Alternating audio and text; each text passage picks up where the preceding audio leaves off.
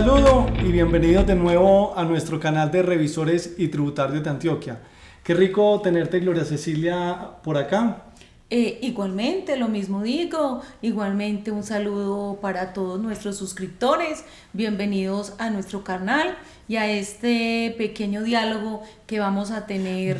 Yo no sé si diálogo porque cuando se trata de disociar de la reforma tributaria, yo no sé si será un diálogo. ¿Tú qué opinas? O digamos pues a este gran agarrón de la reforma tributaria entonces. No, lo decimos es por cuanto todos sabemos que hubo una primera propuesta por parte del gobierno y esa primera propuesta simplemente estuvo al mejor postor.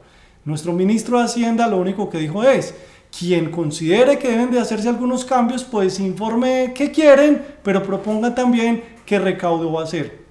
Así que por eso lo llamamos como más bien disociar, porque durante la presente semana estuvimos en el primer debate de Cámara conjunta entre Senado y Cámara, comisiones conjuntas, Senado y Cámara, donde se llevó a cabo el primer debate. Y entonces, ¿qué tal si damos algunos tips de cuáles fueron aquellos temas que se pusieron en consideración y que quizás ya aprobaron en el primer debate? Algo muy importante, si bien es cierto, ya hubo una aprobación, todavía no conocemos el texto definitivo, porque ese texto aún no ha sido publicado y tenemos que tener en cuenta que aún nos faltan 2 debates de la reforma tributaria. Entonces, digámoslo que aunque ahora hay un acuerdo preliminar y ya conocemos algunos de los puntos que se han conocido entre pasillos, aunque como les digo no hay todavía un texto definitivo del mismo y estamos pendientes de los 2 próximos debates, pues sí podemos ir mirando hacia dónde vamos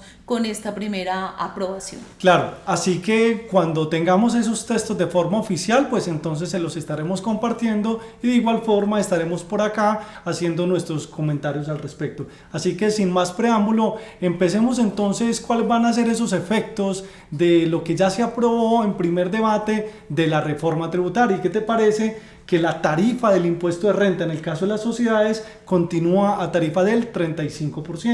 Me parece muy importante que no haya habido ninguna modificación frente a la tarifa, frente a la cual también había algunas expectativas si se iba a modificar o no, sobre todo por el tema del impacto que esto puede tener en la inversión social y adicionalmente pues en el impuesto de las sociedades y lógicamente en sus flujos de caja. Pero si bien es cierto, la tarifa no sufre ninguna modificación en el caso de las personas jurídicas, sí vemos que van algunos sectores a resultar afectados porque va a haber una sobretasa del 5% o en algunos del 3%, que también se deberá pagar de manera anticipada a título de anticipo, como el caso de las instituciones financieras donde aplica tarifa del 5% como tal. ¿Y qué te parece? Aseguradoras, mira que las aseguradoras y reaseguradoras, lo cual a mí ese punto sí me preocupa, porque eso puede resultar en que ese costo se va a trasladar finalmente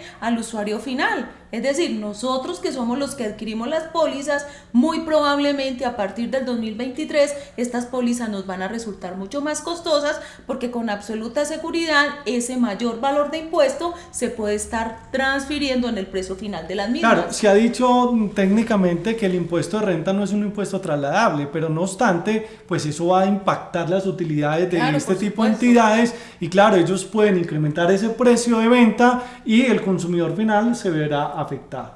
Sí, es que no es lógico que un impuesto sea trasladable al consumidor final, pero infortunadamente en nuestro país eso siempre es lo que vemos. Mira lo que sucede también cuando se modifican las tarifas del IVA. Se supone que esa tarifa del IVA no debería ser trasladable en cadena y finalmente no modificar precios, porque a su vez como vendo grabado y compro grabado y voy a comprar también a una misma tarifa general, pues también digamos se tendría que tener un impacto cero para el productor o comercializador, pero finalmente lo que vemos es que esto se traduce en los precios. Lo mismo podría suceder en este caso. Hay un tema muy importante, es nuevo, señores, es nuevo por primera vez en Colombia y es una tasa efectiva de tributación, que es un impuesto mínimo.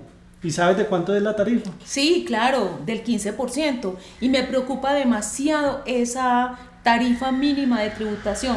¿Sabes por qué? Pues porque primero nos hablan de una tasa efectiva de tributación, pero en la misma ley no se definen los elementos de lo que es esa tasa efectiva de tributación.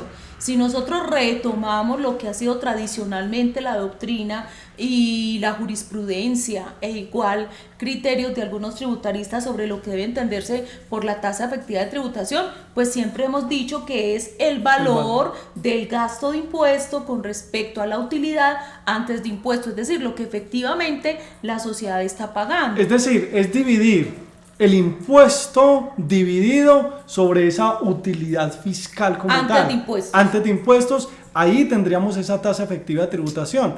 Hay que esperar realmente cuál es la base que defina. Dudas, ¿sí? Porque no sabemos si es fiscal. ¿Qué tal que fuera contable? Entonces me preocupa donde sea contable, porque sabemos que por las normas internacionales de información podemos tener dentro de nuestros estado de resultados algunas partidas que no son fiscales y que nos pueden estar afectando esa tasa mínima de tributación, como por ejemplo la diferencia en cambio no realizada. Entonces de allí que es tan importante, pues primero que haya una definición, aunque probablemente se lo dejen luego para los decretos reglamentarios, que se defina qué es tasa efectiva de tributación, pero más aún también, importantísimo, y es que muchos ya no podrán hacer lo que hasta ahora acostumbraban a hacer, es meticulosamente conservar cada factura, cada documento para luego ir a la empresa y de entregarle al contador para que entonces el contador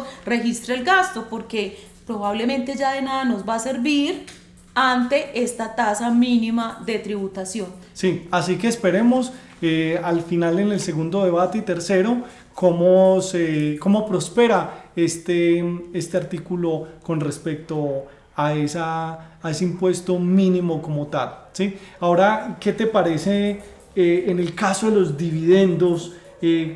Primero, nos incrementan la tarifa. Segundo, se crean un descuento tributario, ¿sí?, para los dividendos que sean superiores a 1090 unidades de valor tributario. ¿Qué opinas de esta nueva alternativa?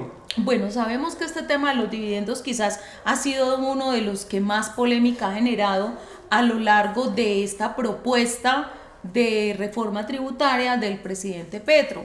¿Por qué razón? Porque recuerda que inicialmente se había dicho que los dividendos se iban a sumar a esa gran cédula general y que iban a ser parte de la misma tarifa del artículo 242 del Estatuto Tributario para las personas naturales, ¿cierto? 241.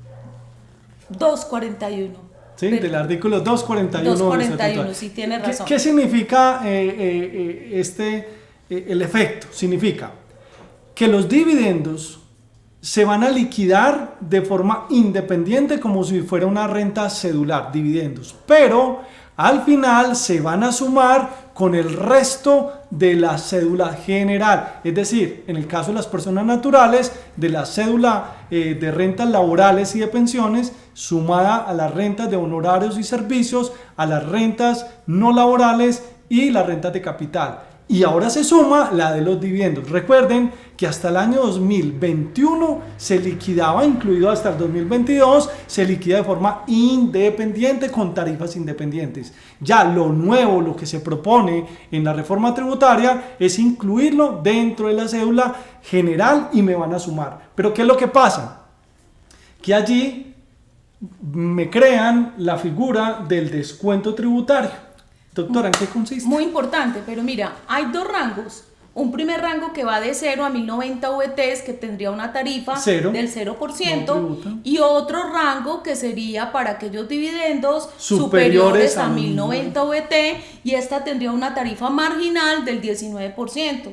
Pero eso ojo con la tarifa marginal. Recordemos que la tarifa marginal siempre tiene asociada una fórmula en la cual se descuenta el rango inmediatamente anterior que está sometido a tarifa. Pero esa tarifa marginal del 19% es para el descuento a que tienen derecho las personas que ganen dividendos superiores a 41 millones de pesos. A 41 millones, que son las equivalentes a la misma VT. ¿Qué significa esto? Una persona que le recibe dividendos y no recibe más de los 41 millones de pesos de dividendo, entonces no va a ser beneficiaria de ese descuento como tal por dividendo, ¿sí?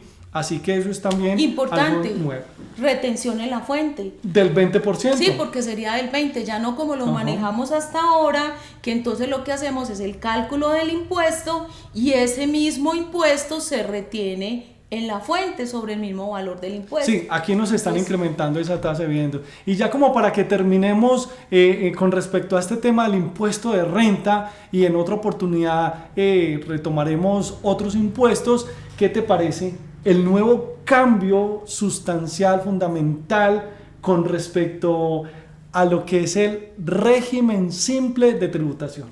¿Qué opinas la vuelta que le hizo en especial a los profesiones liberales? Ni me lo menciones, que me siento tristísima, porque soy una de las grandes afectadas. Tú sola no, yo también. Yo soy del régimen simple de tributación hasta el momento. Me parecía adicional a que tiene unas tarifas realmente económicas. Me parecía que, como su nombre lo indica, simple, aunque al principio nos dio algunas dificultades poder entender un poco, sobre todo el tema de los anticipos, cómo operaban dichos anticipos, pero finalmente me parecía un régimen muy bueno, muy práctico, como su nombre lo indica, simple, realmente cumplía con ese objetivo. Pero el gran cambio allí, y en el cual nos vamos a sentir perjudicados los profesionales liberales, es que nos excluyen del régimen simple de tributación. Claro, hoy en día las profesiones liberales, ¿sí?, personas naturales, profesiones liberales, entramos dentro del tercer grupo del régimen simple de tributación. Con la propuesta, con la aprobación en primer debate, ya lo que es las profesiones liberales no estaríamos cobijados bajo la figura del régimen simple de tributación. ¿Qué implica nos esto? Nos excluyen. ¿Qué implica esa exclusión? Que para la vigencia 2023, si ya quedaría aprobada la reforma, para el año 2023 desaparecería el régimen simple de tributación para las profesiones liberales. ¿Esto qué implica? Que ya nos vamos por el tradicional régimen ordinario y liquidaríamos una tarifa bien titina a la tarifa del artículo 241 del Estatuto Tributario. Es decir, entraríamos nuevamente a esas tarifas marginales donde la tasa de tributación es superior que la que es progresiva, exactamente. Que es progresiva y es superior a la que se contempla a la del régimen simple de tributación. Así que de todas maneras, eso es lo que por ahora llevamos en algunos temas referidos al impuesto de renta en personas jurídicas y personas naturales. Bueno, gracias, Cecilia. Muchísimas gracias. Nos vemos en otra oportunidad. Claro que sí. Hasta luego.